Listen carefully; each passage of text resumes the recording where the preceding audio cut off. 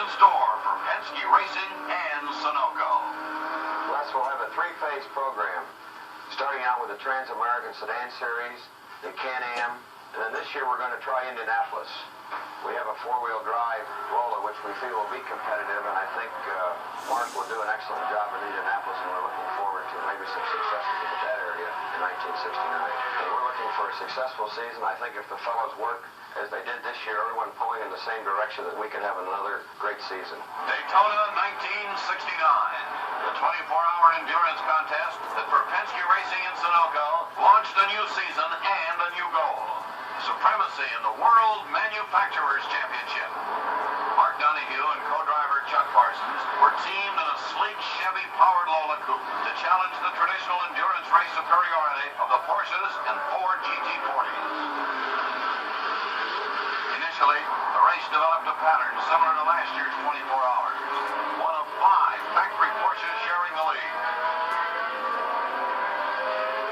Donohue had qualified the new Sunoco Lola on the front row. He was running with the leaders when the first of many frustrating problems brought him into the pits before 1 hour of racing was completed. A faulty fuel transfer system prevented the car from using its full 37-gallon capacity.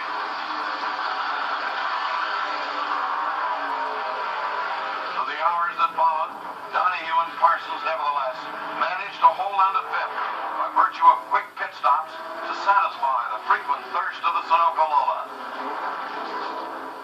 Then things started looking brighter. One by one, the factory forces, renowned for their stamina, pitted for major surgery.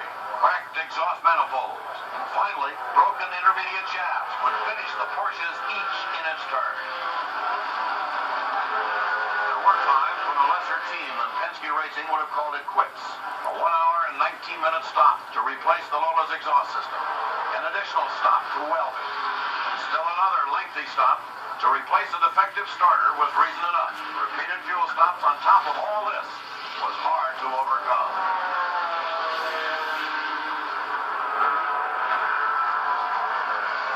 By morning of the second day, the Porsches and Fords had all succumbed. There was the Sunoco Lola, steadily knocking off the laps, completing the 24 hours, and taking the checker for a phenomenal victory.